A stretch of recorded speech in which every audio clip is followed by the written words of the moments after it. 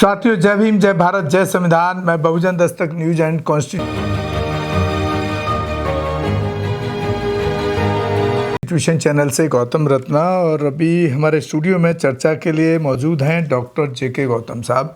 एक सामाजिक कार्यकर्ता हैं, सोशल एक्टिविस्ट हैं। तो सर, आज की चर्चा करेंगे बिहार की राजनीति पर। बिहार के, क्योंकि इलेक्शन चल रहा है, एक गर्म माहौल है पूरा, और यहाँ कुछ एक वोट चोरी का मुद्दा भी है, और दूसरा पीछे कुछ सोशल अपडेट हैं कि जिस तरह से वहाँ एक खबर भी चल रही है कि जो वहाँ उप मुख्यमंत्री है सम्राट चौधरी, उसको बीएसपी के कैंडिडेट ने समर्थन कर दिया है, सरेंडर कहिए। और उस पर जो कांग्रेस के जो बहुजन समाज वाले जो उनके वक्ता हैं, वो बड़ा उसको हाईलाइट कर रहे हैं, या इस तरह की चीज़ों को बड़ा हाईलाइट कर रहे हैं कि जिससे ये प्रतीत हो जाए कि बहुजन समाज पार्टी मायावती जी का कहीं ना कहीं अप्रत्यक्ष रूप में भाजपा को समर्थन है। ये कहने की कोशिश की जा रही है सोशल मीडिया पे। और जो कांग्रेस में जो क्योंकि कांग्रेस वालों को तो बहुजन कहना मेरे हिसाब से ठीक नहीं रहेगा, दलित ही कहें तो ज़्यादा अच्छा है। वो तो दलित ही रहेंगे, दलित नेता हैं। गांधी के हरिजन और दलित, गांधी के दलित के हरिजन भी। गांधी तो हरिजन ही कहता था ना। हाँ, वो तो हरिजन बड़ा उसने तो नाम ही हरिजन दिया, नाम ही दिया तो मेरे हिसाब से जो मैं कह रहा हूँ वो लगभग ठीक ही कह रहा हूँ डॉक्टर साहब। तो बात करेंगे डॉक्टर जेके गौतम साहब से। बहुत बहुत स्वागत है डॉक्टर जेके गौतम साहब का। क्या कहना है डॉक्टर साहब? बड़ा चर्चा हो रही है इस पर, बताएं। देखिए, बिहार का जो इलेक्शन है उसमें बहुत सारे पॉइंट आ रहे हैं, नहीं, बहुत सारी रूमर्स हैं, बहुत सारे पॉइंट हैं, और वो किसी भी तरीके से जो एक मुद्दे होते हैं जी, जो जनहित के मुद्दे होते हैं, वो जनहित के मुद्दे पे है ही नहीं। प्रधानमंत्री से लेके होने वाले सीएम तक, ठीक है, चाहे वो तेजस्वी हो या और कोई भी हो, उनकी सबकी लैंग्वेज जो है सब अलग है, सबके विचार अलग हो गए। लेकिन उसमें एक नया पेच फंस रहा है कि कुछ लोग हैं जो अभी कांग्रेस में गए, नहीं, तो उन्होंने एक बीएसपी पार्टी को, बहन कुमारी मायावती जी को एक टारगेट बना रखा है। यानी वो बिहार के इलेक्शन में भी वो पीछा नहीं छोड़ पा रहे हैं। अब उसमें एक अभी जो हमने देखा कि कल से एक ट्रेंड हुआ है, एक हमारे उदित राज हैं, पहले तो रामराज थे, नाम उनका रामराज था।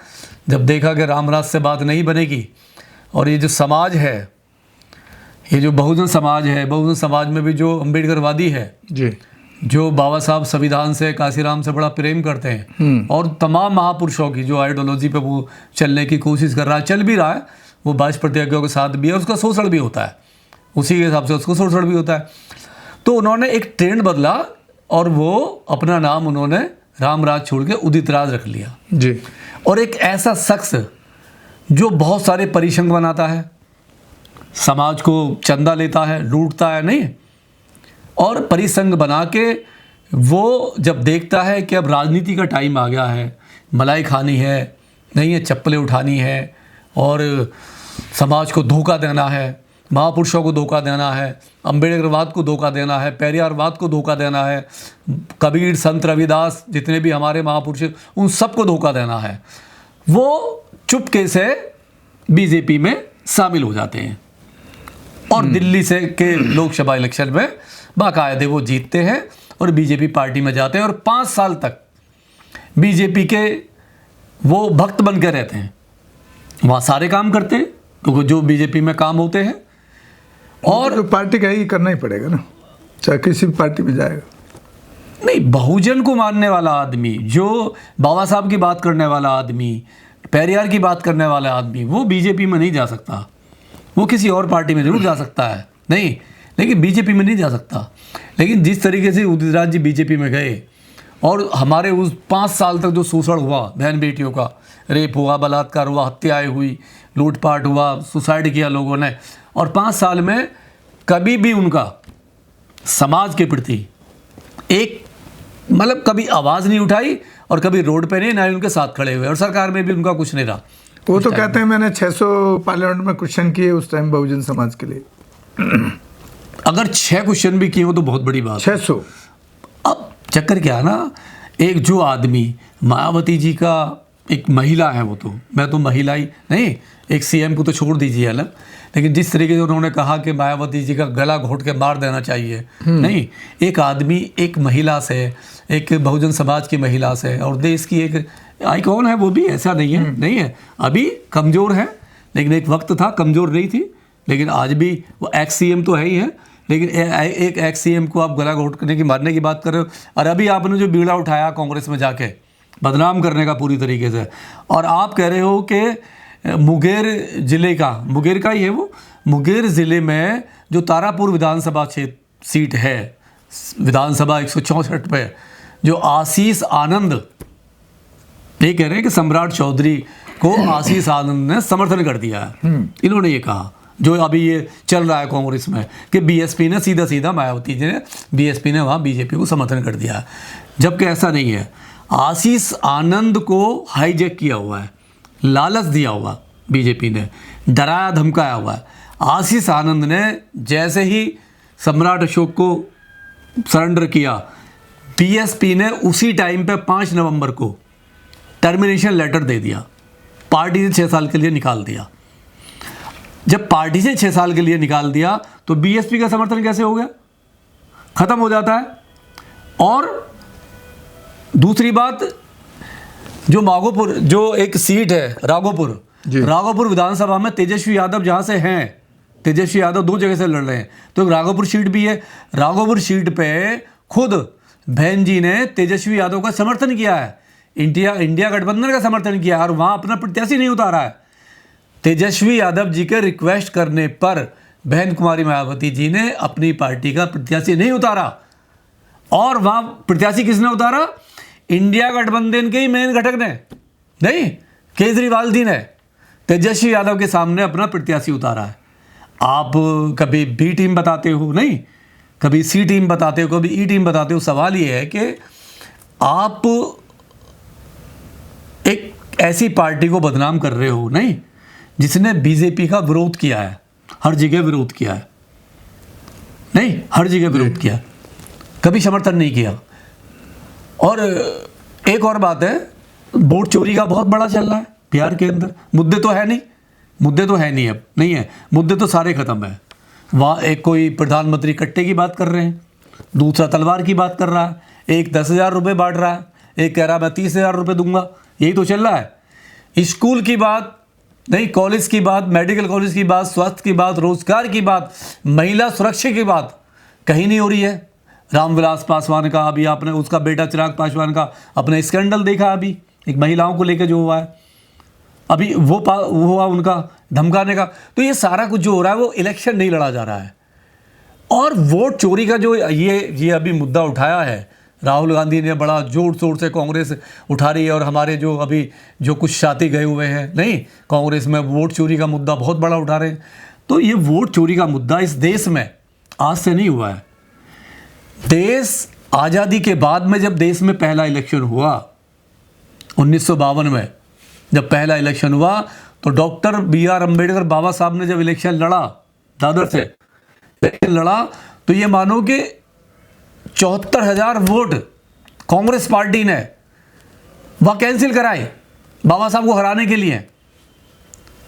अरे, और बाबा साहब ऐसे नहीं कि रूमर है, बाबा साहब ने 74,000 वोट के लिए 18 पेजों का पिटीशन डाला हाई कोर्ट में। वो कोर्ट में गए, चुनाव आयोग को दिया उन्होंने कहा कि मेरे साथ कांग्रेस पार्टी ने धोखा किया है, नेहरू ने धोखा किया, गद्दारी की है, मुझे हरवाया गया है। बाबा साहब को इसलिए हरवाया गया उनके ही पीए से कि बाबा साहब पार्लियामेंट में नहीं पहुंच जाए। और दूसरा, ये जो आज बैलेट चोरी की जो बात कर रहे हैं, मौलाना अब्दुल कलाम आज़ाद देश के पहले शिक्षा मंत्री थे, और नेहरू परिवार से बहुत अच्छे रिलेशन, नेहरू के बहुत ही चहेते। रामपुर में जब वो इलेक्शन हुआ और वहां से वो प्रत्याशी थे, 20,000 वोट से हार चुके थे, 20,000 वोट से।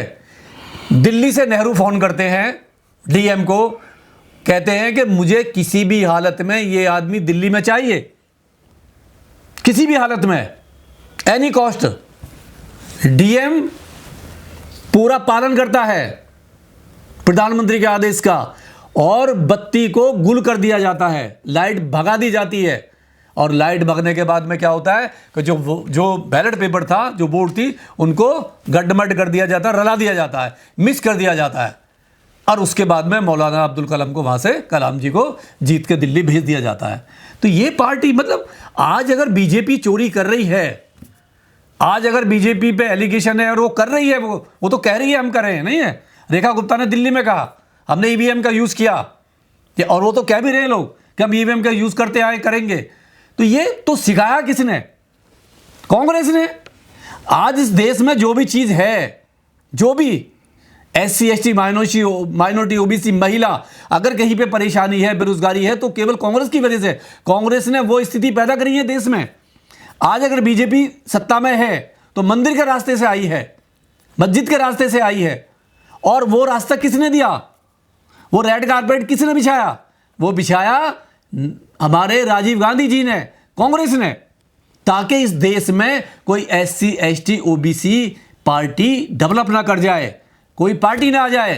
विचारधारा सेम है, विचारधारा वही जो RSS की है, वही कांग्रेस की विचारधारा थी। बदला कुछ भी नहीं है, आज भी कुछ नहीं बदला है। राहुल गांधी जितना बात करते हैं संविधान की, जितना बाबा साहब की बात कर रहे हैं, वो खरे नहीं उतर रहे उस पर कहीं भी।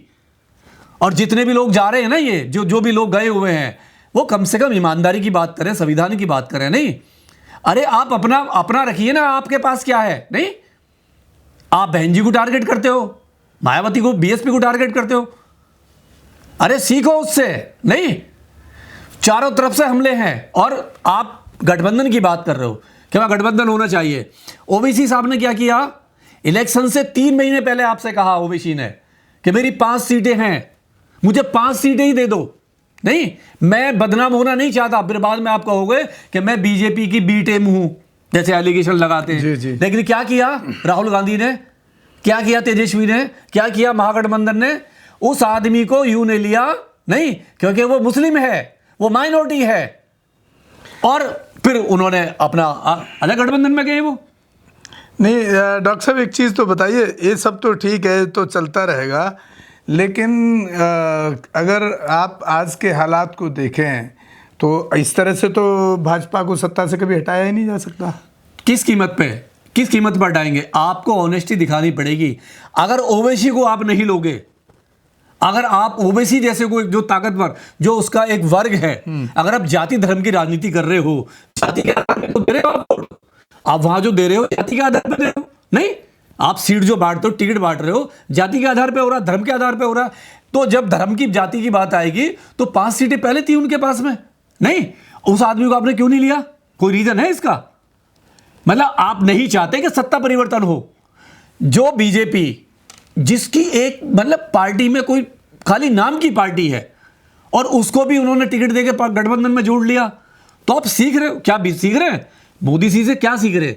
मोदी जी सबको जोड़ रहे, चोर उचक्कों को भी, सबको, जितने भी जो आ रहे हैं, सबको लेके वो साथ चल रहे, और उसमें कहीं ना कहीं कामयाब है वो। नहीं भाई, जिस पार्टी को जानता नहीं था वो उनके साथ मिल गई है, और जो पार्टी हाईलाइट है उनको आप बिल्कुल भी गले नहीं लगा रहे। तो उसका जो फॉलोवर है, नहीं, उसको जब मुस्लिम पे अत्याचार होता है तो उसकी आवाज कौन उठाता है? OBC उठा रहे, नेचुरल है। जी, चलिए डॉक्टर साहब, इस चर्चा को यहीं विराम देते हैं। बहुत बहुत शुक्रिया, आपने बड़ा कीमती टाइम निकाला हमारे डॉक्टर साहब ने। और साथियों, आपने उनका जो पूरा एक डाटा लेकर के बोलते हैं, पूरा तथ्यों को लेकर के बोलते हैं, जिसकी तैयारी वो पहले पूरा इतिहास को खंगालते हैं, और हर मुद्दे पर अपनी बात को बड़े अच्छे तरीके से रखते हैं। तो बहुत बहुत धन्यवाद करते हैं डॉक्टर साहब का। आप हमारे दोनों ही channel Bahujan Dastak news and constitution को ज़्यादा से ज़्यादा देखें, शेयर करें, सब्सक्राइब करें, ताकि हम देश से जुड़े मुद्दों को और बहुजन समाज से जुड़े मुद्दों को, अपने नेताओं से जुड़े मुद्दों को भी आप तक पहुंचा सकें। जय भीम, जय भारत, जय संविधान। और ट्विटर, फेसबुक, इंस्टाग्राम पेज को भी फॉलो करें, जो बहुजन दस्तक न्यूज़ के नाम से ही है, और हो सके तो एक आर्थिक सहयोग भी करें, जितना भी हो पाए। धन्यवाद। हमारे चैनल लाइक, शेयर, सब्सक्राइब देखना मत भूलिएगा। जय भीम, जय भारत, जय संविधान। नमो बुद्धाय। धन्यवाद। चैनल आर्थिक समस्या से गुजर रहा है। अगर आप बहुजन समाज में बाबा साहेब अम्बेडकर और तथागत बुद्ध की विचारधारा को अधिक से अधिक लोगों तक पहुंचाना चाहते हैं तो हमें आर्थिक सहयोग प्रदान करें, ताकि हम अपने चैनल के माध्यम से देश विदेश में समता, बंधुता, एकता और संवैधानिक अधिकारों को ज्यादा से ज्यादा लोगों तक पहुंचा सकें। आप अपनी सहायता राशि नीचे लिखे खाते में जमा करा सकते हैं। खाता धारक गौतम रत्ना, खाता संख्या 316957686551, IFSC कोड SBIN 0060336, बैंक भारतीय स्टेट बैंक। आप हमारे बैंक खाते का विवरण स्क्रीन पर भी देख सकते हैं। जय भीम, जय भीम। मैं गौतम रत्ना गौतम फिल्म्स प्रोडक्शन में आपका स्वागत करता हूं। आप हमारे प्रोडक्शन हाउस के अंदर अपना कैरियर बना सकते हैं as a film director, as a producer and actor and actress and editor and cinematographer also. अगर आपको फिल्म से रिलेटेड कुछ भी प्रोजेक्ट आपको बनवाना है तो हमारे पास में पूरा सेटअप है, जिसमें फिल्म कैमरा है, शूटिंग लाइट्स है और एडिटिंग है। सारा A to Z एक ही जगह पर आपको हमारे यहाँ पर मिल जाएगा। तो दोस्तों, आप हमें कांटेक्ट कर सकते हैं हमारे नंबर्स पर 9810085714